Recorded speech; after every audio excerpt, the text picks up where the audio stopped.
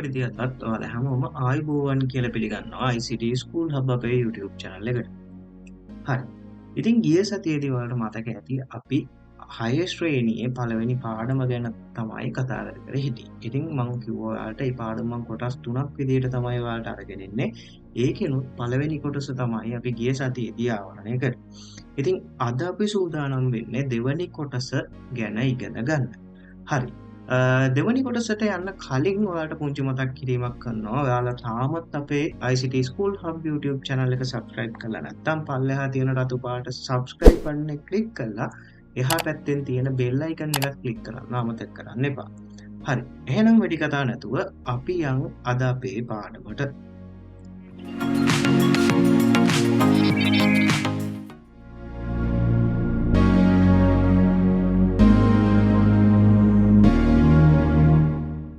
හරි.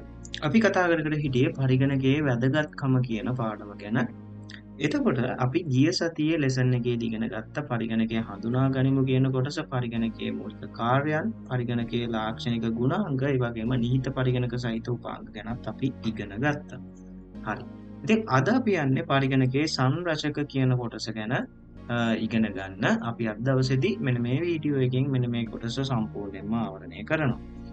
එතකොට ඊළඟට අපිට පළවෙනි පාඩමේ කතා කරන්න තියෙනවා මෘදුකාංග වල අවශ්‍යතාවය සහ පරිගණක පද්ධති විවිධ ශ්‍රේෂ්ඨ තුල යොදාගෙන ඇති ආකාරය ගැන ඉගෙන ගන්න. ඉතින් මේක අපි ඊළඟ වීඩියෝ එක විදියට ඔයාලට අරගෙන එනවා. එහෙනම් අපි දැන් බලමු පරිගණකයේ සංරචක කියන්නේ මොනවද කියලා.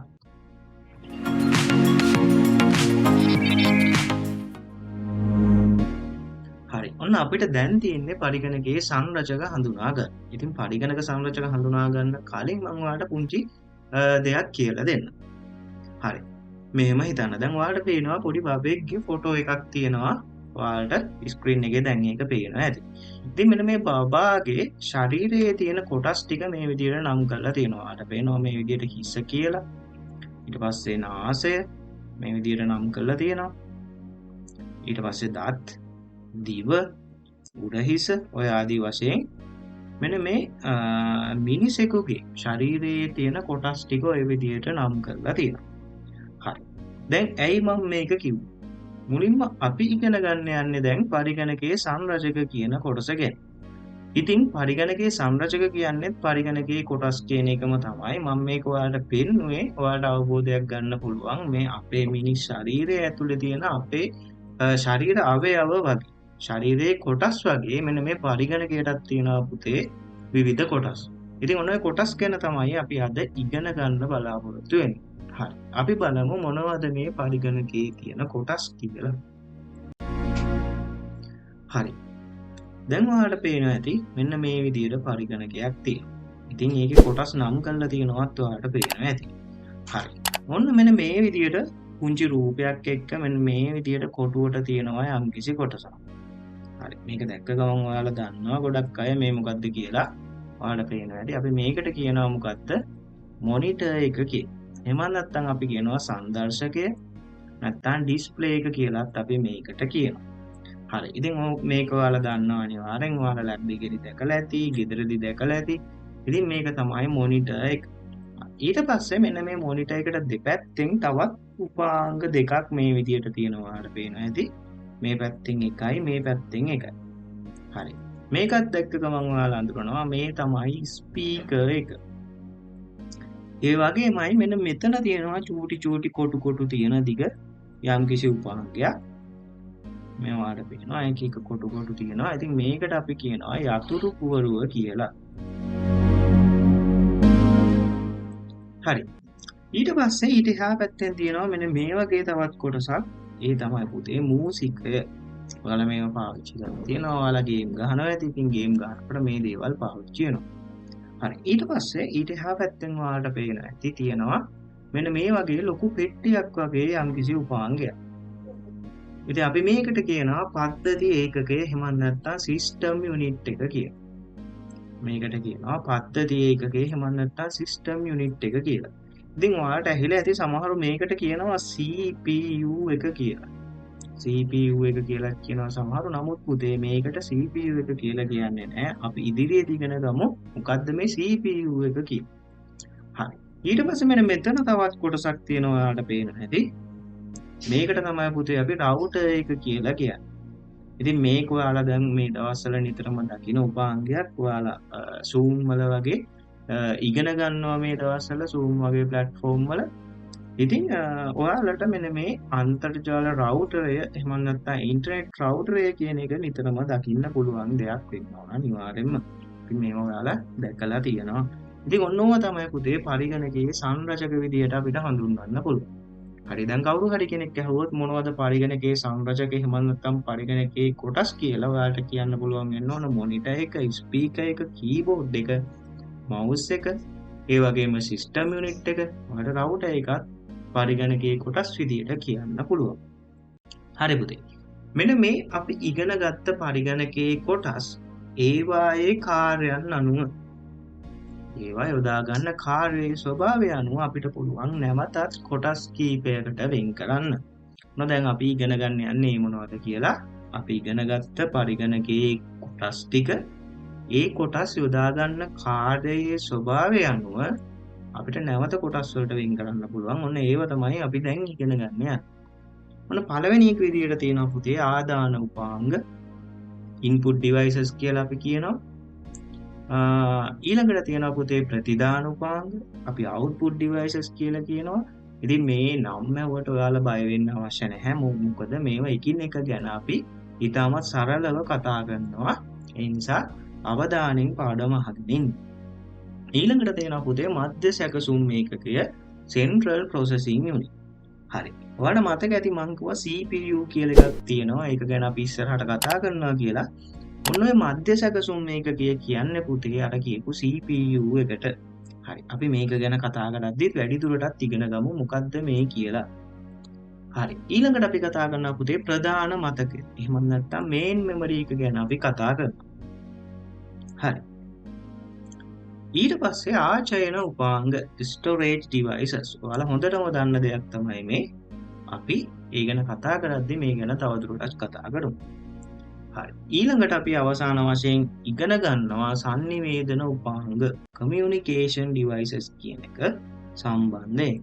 හරි. දැන් ඔයාලට පේනවා මෙතන කොටස් 6ක් තියෙනවා. හරි. අපි එකිනෙක බලමු මොනවද මේ කියලා.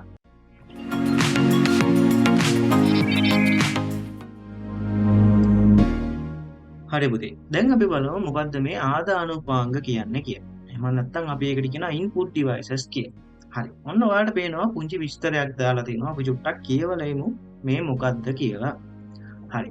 ඔන්න කියනවා පරිගණකයට දත්ත හා උපදෙස් ලබා දීම සඳහා භාවිතා කරන උපාංග ආදාන උපාංග විදියට හඳුන්වනවා. පරිගණකයට දත්ත හා උපදෙස් ලබා දීම සඳහා භාවිතා කරන උපාංග ආදාන උපාංග විදියට හඳුන්වනවා. හරි. සරලව මෙන්න මෙතන කියන්නේ මෙන්න මේකයි පුතේ.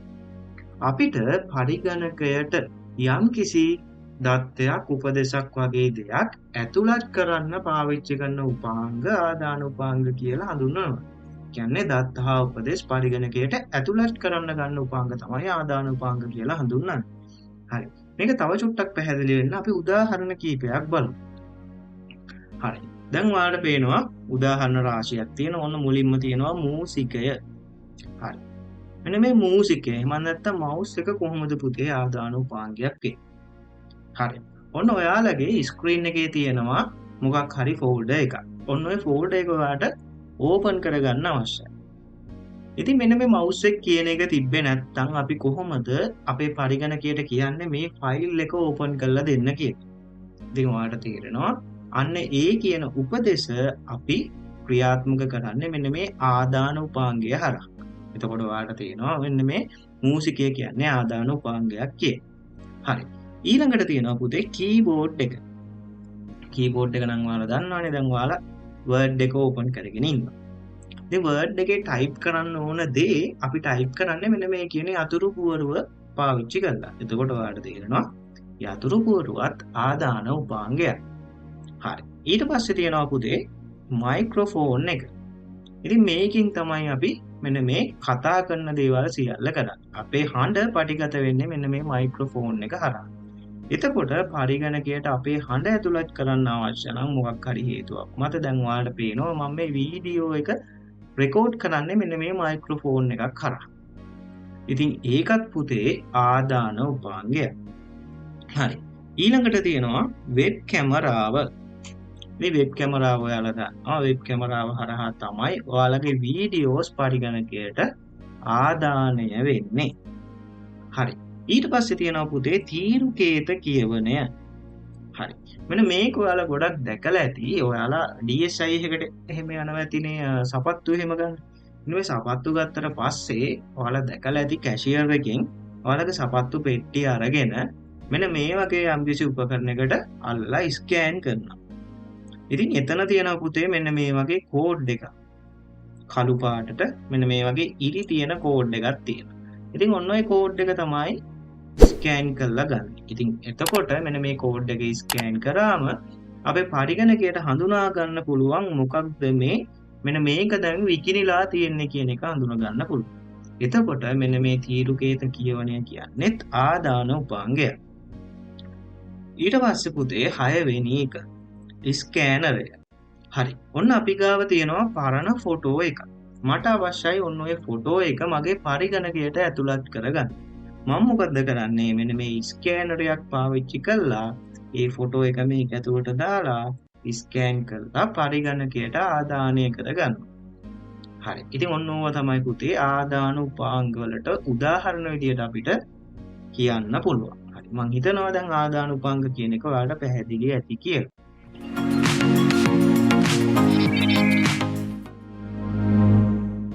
හරි. ඊළඟට තියෙනවා පුතේ ප්‍රතිදාන උපාංග. අපි කියනවා output devices කියලා. හරි. ඔන්න ඒකටත් තියෙනවා පුංචි විස්තරයක්. අපි චුට්ටක් කියවලා බලමු. පරිගණකය තුල සකස් කළ දත්ත සහ තොරතුරු පිටතට ලබා ගැනීම සඳහා භාවිතා කරන උපක්‍රම ප්‍රතිදාන උපාංග ලෙස හඳුන්වයි. ආදාන උපාංග කිව්වේ පරිගණකයේ ඇතුළට දත්ත ලබා ගන්න පාවිච්චි කරන ඒවා. ප්‍රතිදාන කියන්නේ සකස් කරපු දත්ත හා තොරතුරු පිටතට ලබා ගන්න අපි පාවිච්චි කරන උපාංග. හරි. කලින් වගේම අපි බලමු උදාහරණ ටික. හරි. ඔන්න මුලින්ම තියෙනවා පුතේ පරිගණක තිරය. හරි. ඔයාලා මෙහෙම හිතන්නකෝ. ඔයාලගේ කම්පියුටර් එකේ මෙන්න මේ මොනිටර් කියන එක නැති වුණා නම් ඔයාලා කරන දේවල් ඔයාලට පේන්නේ කොහොමද? හරි. දැන් ඔයාලට තේරෙනවා ඇති ඇයි මොනිටර් එක ප්‍රතිදාන උපාංගයක් වෙන්නේ කියලා. මොනිටර් එක නැත්තම් අපිට කිසි දෙයක් ප්‍රතිදානය කරගන්න බෑ. හරි. ඔන්න එතකොට මොනිටර් එක කියන්නේ ප්‍රතිදාන උපාංගයක්. හරි. ඔන්න ඊළඟට තියෙනවා මුද්‍රණ යන්ත්‍රය. හරි. ඔන්න මං ගාව තියෙනවා ෆොටෝ එකක් ෆෝන් එකෙන් ගහපු. ඉතින් මට අවශ්‍යයි ඔන්න ඕක print කරලා එළියට ගන්න. එහෙම නැත්නම් print කරලා ප්‍රතිදානයක් ලබා ගන්න. මොකද්ද මං කරන්න අවශ්‍ය වෙන්නේ? මම printerයක් හරහා ඒක print කරගන්නවා. එතකොට ඔයාලට තේරෙනවා මේ printer එක කියන්නේ ප්‍රතිදාන උපාංගයක් කියලා. හරි. ඊළඟට තියෙනවා පුතේ මෙන්න මේ ශබ්ද විකාශක අපි ස්පීකර්ස් කියලා හඳුන්වනවා. ඔයාලට සින්දුවක් එහෙම අහන්න අවශ්‍ය නම් ඔයාලා ගාව අනිවාර්යෙන් මෙන්න මේ ස්පීකර්ස් තියෙන්න ඕන. හරි. ඔයාලගේ කම්පියුටර් එකේ ස්පීකර්ස් නැත්නම් ඔයාලට ශබ්දය පිටතට ලබා ගන්න හැකියාවක් නැහැ. ඉතින් ඔයාලට තේරෙනවා එතකොට ස්පීකර් එකත් ප්‍රතිදාන උපාංගයක්. හරි. ඔන්න ඊළඟට තියෙනවා එකක්. ඒකට කියනවා බහුමාධ්‍ය ප්‍රක්ෂේපණ යන්ත්‍රය කියලා. මෙහෙම කිව්වට ඔයාලා දන්නවා.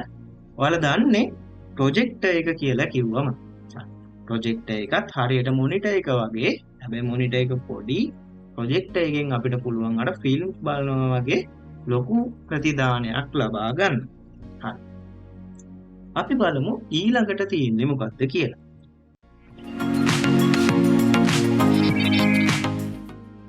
හරි පුතේ. දැන් අපි කතා කරන්න යන්නේ මධ්‍ය සැකසුම් මේකකයේ එහෙම නැත්නම් Central Processing Unit එක ගැන. හරි පුතේ. මම ඔයාලට කලින් කිව්වා මතක ඇති සමහරු සිස්ටම් යුනිට් එකට CPU එක කියලා කියනවා කියලා. මම කිව්වා CPU එක කියන්නේ සිස්ටම් යුනිට් එකට නෙමෙයි CPU එක කියලා වෙනම කොටසක් තියෙනවා කියලා. ඉතින් මෙන්න මේ මධ්‍ය සැකසුම් ඒකක අපි කිව්වා Central Processing Unit කියලා. මෙන්න මේ Central Processing Unit කියන එකේ මුල් අකුරු එකතු කරගෙන තමයි C එක, P එක සහ මෙන්න මේ කියන U එක භාවිතා කරලා තමයි අපි මේකට CPU කියලා කියන්නේ. හරි. අපි බලමු මොකද්ද මේ මධ්‍ය සැකසුම් ඒකකය කියලා. පරිගණකය මෙහෙයවීමේ ක්‍රියාවලිය හා ලබා දෙන ලද උපදෙස් වලට අනුකූලව දත්ත සකස් කිරීමේ ක්‍රියාවලිය මධ්‍ය සැකසුම් ඒකකය මගින් සිදු කරනු ලැබේ. පරිගණකය මෙහෙයවීමේ ක්‍රියාවලිය හා ලබා දෙන ලද උපදෙස් වලට අනුකූලව දත්ත සකස් කිරීමේ ක්‍රියාවලිය මධ්‍ය සැකසුම් ඒකකය මගින් සිදු කෙරේ. හරි. එතකොට මේකෙන් මොකද්ද වෙන්නේ? පරිගණකය මෙහෙයවන්නේ මෙන්න මේ කියන මධ්‍ය සැකසුම් ඒකකයෙන්. එහෙම නැත්නම් අපි කිව්වා CPU එක කියලා. හරි. ඔන්න අපි ලබා දෙන ලද උපදෙස් වලට අනුව දත්ත සකස් කරන්නේ මෙන්න මේ මධ්‍ය සැකසුම් ඒකකයෙන්ලු. හරි. අපි චුට්ටක් බලමු මොකද්ද මේ මධ්‍ය සැකසුම් ඒකකය කියලා. හරි. ඔයාලා දන්නවා මෙන්න මේ සිස්ටම් යුනිට් එක. මම ගෝ මේකට CPU කියලා කියනවා. මම ආයි මතක් කරනවා මෙහෙම කියන්නේ නැහැ. හරි. මේක සිස්ටම් යුනිට් එක. හරි. මෙන්න මේ සිස්ටම් යුනිට් එක ඇතුලේ පුතේ තියෙනවා ලොකු සර්කිට් එකක්. මෙන්න මේ වගේ ලොකු සර්කිට් එකක් මෙන්න මේ සිස්ටම් යුනිට් එක ඇතුලේ තියෙනවා. අපි ඒකට කියනවා මව්පුවරුව එහෙමත් නැත්නම් මදර්බෝඩ් එක කියලා. ඉතින් මෙන්න මේ මදර්බෝඩ් එක ඇතුලේ ඔයාලට පේනවා ඇති මෙන්න මෙහෙම පොඩි කොටසක් තියෙනවා. ඉතින් මෙන්න මේ කොටසට තමයි පුතේ අපි මධ්‍ය සැකසුම් ඒකකය කියලා කියන්නේ. ඔයාලට පේනවා ඇති මෙන්න මේ කොටස තමයි මේ විශාලනය කරලා නැවත පෙන්නලා තියෙන්නේ. ඉතින් මෙන්න මේකට තමයි අපි CPU එක එහෙමත් නැත්නම් මධ්‍ය සැකසුම් ඒකකය කියලා කියන්නේ. මම හිතනවා දැන් ඔයාලට මධ්‍ය සැකසුම් ඒකකය කියන්නේ මොකක්ද කියලා අවබෝධයක් ලැබෙන්නට ඇති. හරි. අපි බලමු ඊළඟ කොටස ගැන.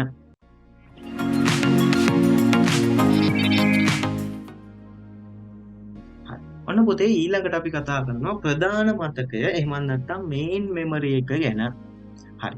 ඒකට යටින් ඔයාලට පේනවා ඇති තවත් නම් තුනක් දාලා තියෙනවා මේ විදියට. ප්‍රධාන මතකය කියලා එකක් තියෙනවා, ප්‍රාථමික මතකය කියලා තවත් එකක් තියෙනවා, ඒ වගේම සසම්භාවී ප්‍රවේශ මතකය කියලා තවත් එකක් තියෙනවා. හරි පුතේ. ප්‍රධාන මතකය හඳුන්වන තවත් නම් දෙකක් තමයි ප්‍රාථමික මතකය සහ සසම්භාවී ප්‍රවේශ මතකය කියලා කියන්නේ. හරි. ඔයාලගේ විභාගෙදී ඇහුවොත් සසම්භාවී ප්‍රවේශ මතකය කියන්නේ මොකක්ද කියලා ඔයාලා දෙන්න ඕන මෙන්න මේ ප්‍රධාන මතකය කියන එකට අපි දෙන උත්තරේම තමයි. ප්‍රධාන මතකයට කියන තවත් නම් දෙකක් තමයි මෙන්න මේ ප්‍රාථමික මතකය සහ සසම්භාවී ප්‍රවේශ මතකය කියලා කියන්නේ. හරි. ඒක චුට්ටක් මතක තියාගන්න ඔයාලා. හරි. ඔන්න පුංචි විස්තරයක් තියෙනවා. අපි ඒක චුට්ටක් කියවලම ඉමු. පරිගණකය ක්‍රියාත්මකව පවතින විට දත්ත තොරතුරු හා උපදෙස් తాවකාලිකව රඳවා තබා ගන්නා උපාංගය පරිගණකයේ ප්‍රධාන මතකය කියලා හඳුන්වනවලු. හරි. ඔන්න ආයි මම කියනවා ඒක පරිගණකයේ ක්‍රියාත්මකව පවතින විට. පරිගණකයේ ක්‍රියාත්මකව තියෙනකොට දත්ත තොරතුරු හා උපදෙස් తాවකාලිකව තියාගන්න උපාංගයක්ලු ප්‍රධාන මතකය කියන්නේ. කම්පියුටර් එක ඔන් එකේ තියෙනකොට අපේ දත්ත සහ තොරතුරු උපදෙස් වගේ දේවල් తాවකාලිකව මතක තියාගන්නේ මෙන්න මේ ප්‍රධාන මතකය කියලා තමයි කියන්නේ. හරි. අපි බලමු මොකද්ද මේ ප්‍රධාන මතකය මොන වගේද මේක කියලා චුට්ටක් බලලා ඉමු. මෙන්න මේ ෆොටෝ එක දැක්ක ගමන් නම් ඔයාලට මතක් වෙනවා ඇති අයියලා අක්කලා ඉන්නවනම්. හරි. අයියලා අක්කලා ඉන්නවනම් අයියලා අක්කලා නිතරම මේ වගේ දේවල් ගැන කතා කරනවා. මගේ RAM එක මෙච්චරයි, මගේ කම්පියුටර් එකේ RAM එක පිච්චිලා, මේ ආදි වශයෙන් එක එක දේවල් කියනවා. ඉතින් පුතේ ඔන්න ඔය RAM එක තමයි අපි ප්‍රධාන මතකය කියලා හඳුන්වන්නේ. අපි ඒකට කියනවා random access memory කියලා. හරි. මේ අපි කතා කරපු ප්‍රධාන මතකයම තමයි. හරි. ඔය දේවල් චුට්ටක් මතක තියාගන්න. දැන් අපි බලමු ඊළඟට මොකක්ද අපිට ඉගෙන ගන්න තියෙන්නේ කියලා.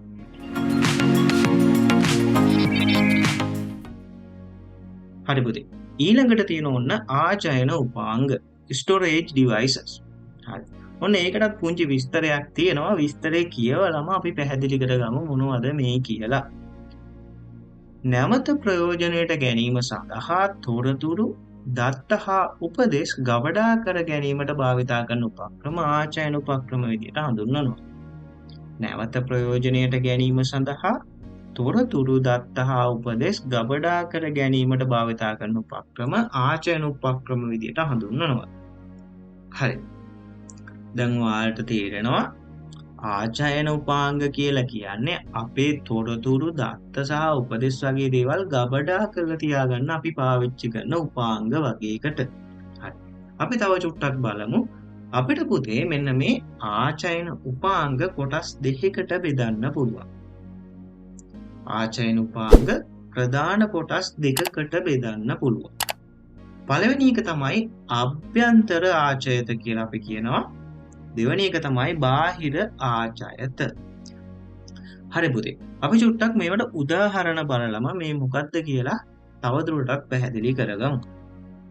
හරි. ඔන්න අභ්‍යන්තර ආචයත වලට උදාහරණයක් විදියට දීලා තියෙනවා අභ්‍යන්තර දෘಢ තැටිය කියලා එකක්. හරි. බාහිර ආචයත වලට තියෙනවා CD එක, DVD එක, Blu-ray එක, ඒ වගේම external hard disk එක සහ pen drive එක. තාමත් තේරෙන්නේ නැතුව ඇති වාට මොකද්ද මේ අභ්‍යන්තර ආචයත සහ බාහිර ආචයත කියන දෙකේ වෙනස කියලා. හරි.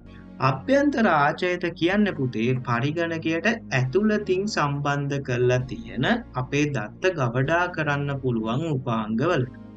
හරි. අපේ කම්පියුටර් එක ඇතුලේ තියෙනවා hard disk කියලා එකක්.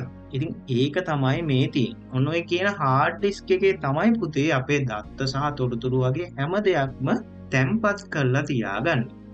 ඉතින් මේක තියෙන්නේ අර අපි කතා කරපු සිස්ටම් යුනිට් එක ඇතුලේ. හරි. ඊළඟට තියෙන පුතේ බාහිර ආචයත. බාහිර ආචයත කියන්නේ මෙන්න මේකට අපිට සරලව මෙන්න මේවා පිටතින් පරිගණකයට ඇතුළත් කරන්න පුළුවන්. හරි. ඔන්න අපිට CD එකක් බලන්න ඕන කියලා හිතන්න. එතකොට අපි මොකද්ද කරන්නේ? සිස්ටම් යුනිට් එකේ CD ROM එක තියෙන තැන ඔයාලා දන්නවා.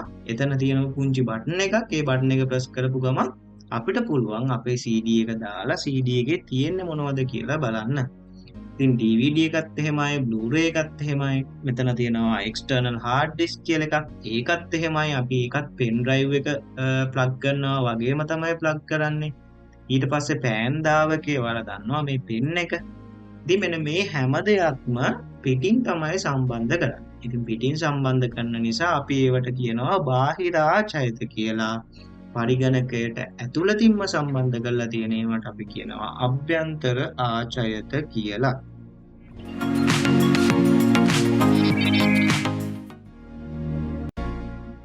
හරි පුතේ. දැන් අපි කතා කරන්නේ sannivedana උපාංග ගැන.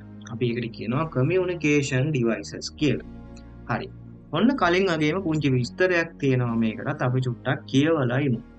පරිගණකය තුල ඇති දත්ත තොරතුරු වැනි දෑ හුවමාරු සඳහා භාවිතා කරන උපක්‍රම sannivedana උපක්‍රම විදිහට හඳුන්වනවා. පරිගණකය තුල ඇති දත්ත තොරතුරු වගේ දේවල් හුවමාරු කරන්න අපි පාවිච්චි කරන උපක්‍රම එහෙම නැත්නම් උපාංග sannivedana උපාංග කියලා අපිට හඳුන්වන්න පුළුවන්. හරි. ඔන්න sannivedanaya කරන්න අපි පාවිච්චි කරන උපාංග වලට උදාහරණ ටිකක් අපි බලමු. මුලින්ම තියෙනවා ජාල අතුරු මුහුණත් කාඩ් පත. අපි කියනවා network interface card එක කියලා. හරි. ඊළඟට තියෙනවා modem එක. ඊළඟට තියෙනවා router එක. හරි. මේවා නම් වශයෙන් ඔයාලා මතක තියාගන්න. ඉදිරියේදී අපි ඉගෙන ගනිද්දී ඔයාලට දැනගන්න පුළුවන් හරියටම මේ මොනවද මේවයි මොනවද කෙරෙන්නේ කියන එක.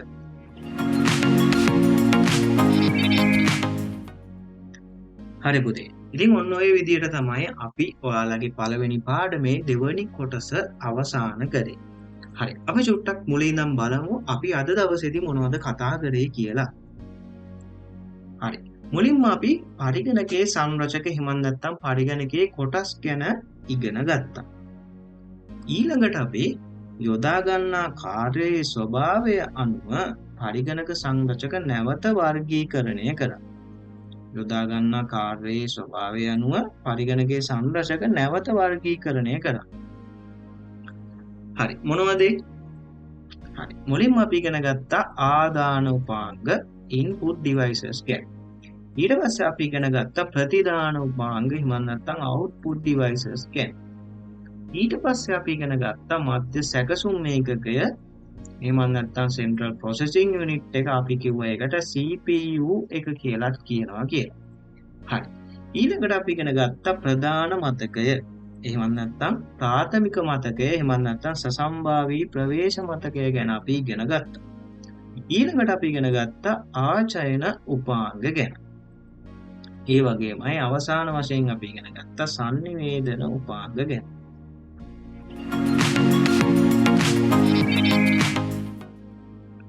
හරි පුතේ. ඉතින් අපි හිතනවා අද දවසේදී අපි කතා කරපු දේවල් සම්බන්ධයෙන් ඔයාලා ලොකු දැනුමක් ලබා ගන්න ඇති කියලා. ඉතින් පළවෙනි පාඩමේ තුන්වෙනි කොටස මම ඔයාලට ඊළඟ සතියේ අරන් එනවා. ඒත් එක්කම පුංචි මතක් කිරීමක් කරනවා. ඔයාලා තාමත් අපේ ICT School Hub YouTube channel එක subscribe කරලා නැත්නම් පල්ලෙහා තියෙන රතු පාට subscribe button එක click කරලා එහා පැත්තෙන් තියෙන bell icon එක click කරන්නත් අමතක කරන්න එපා. එහෙනම් පුතේ මම ගිහින් එන්නම්. ඔයාලා හැමෝටම සුබම සුබ දවසක්.